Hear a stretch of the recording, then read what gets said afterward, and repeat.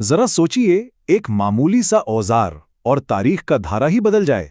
आज हम मिलकर एक ऐसी ही थ्योरी पर नजर डालेंगे कि किस तरह हल जैसी एक सादा सी ईजाद ने न सिर्फ खेतीबाड़ी बल्कि हजारों साल के लिए इंसानी मुआशरे और मर्द और औरत के किरदारों को भी बिल्कुल नई शक्ल दे दी।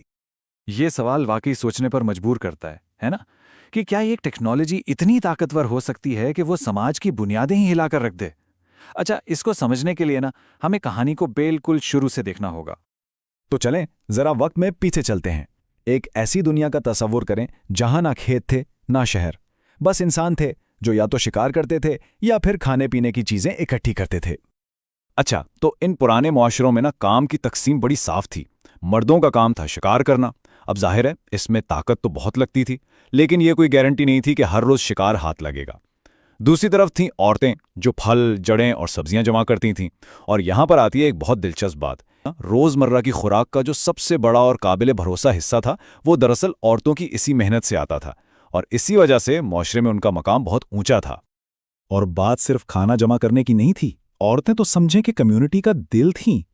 खाना पकाना हो, जानवरों की खालों से कपड़े सीना हो, या फिर पूरे कबीले की छोटी बड़ी जरूरतों का ख्याल रखना हो, हर काम में वो आगे थीं।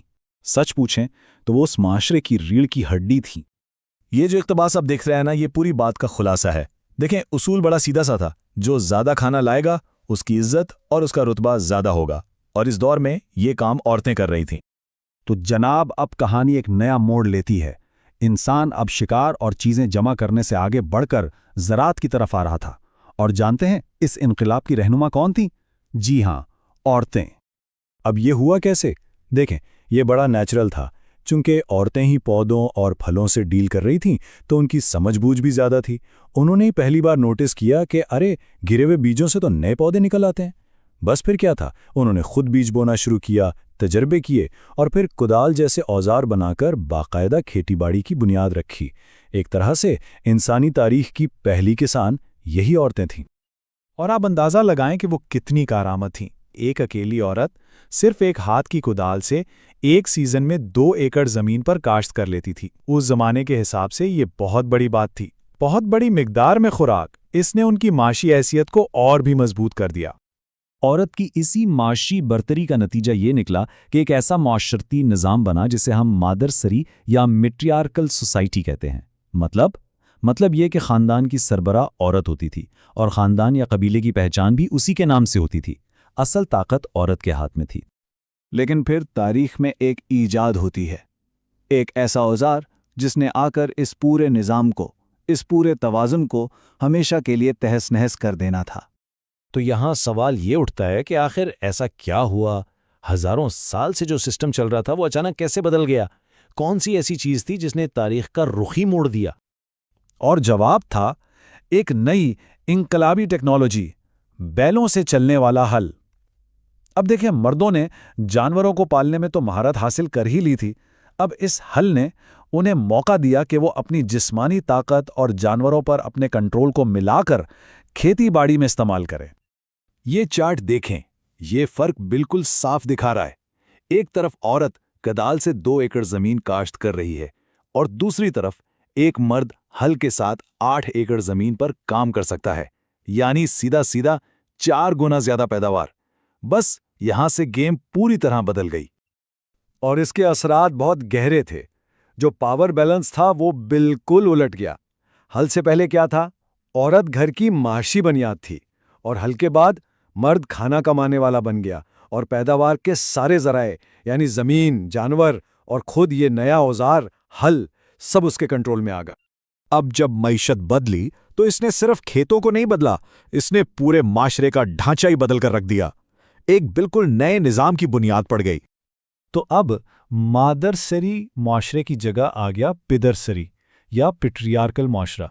यानी अब खानदान की पहचान मर्द से होने लगी। क्यों? क्योंकि माशी ताकत और सारा इख्तियार अब उसके हाथ में जो था। ये टेबल देखें तो नए रोल बिल्कुल साफ नजर आते हैं। मर्द अब क्या है? वो बॉस है, खाना कमाने वाला, माशी तौर पर आज़ाद और ख़ानदान का सरबराह। और औरत, वो माशी तौर पर मर्द पर मुनहसर हो गई। उसका काम घर संभालना बन गया, और उसकी समाजी हैसियत कम होकर तकरीबन ख़ानदान की एक मिल्कियत जैसी रह गई।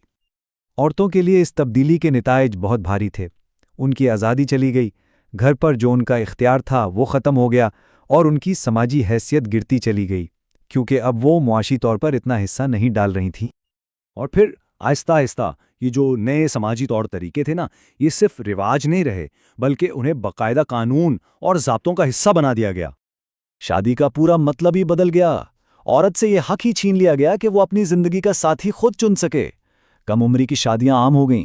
شادی کا مقصد اب پارٹنرشپ نہیں رہا، بلکہ اس کا مقصد مرد کی خدمت کرنا اور خاندان کے لیے مزید کام کرنے والے یعنی بچے پیدا کرنا بن گیا۔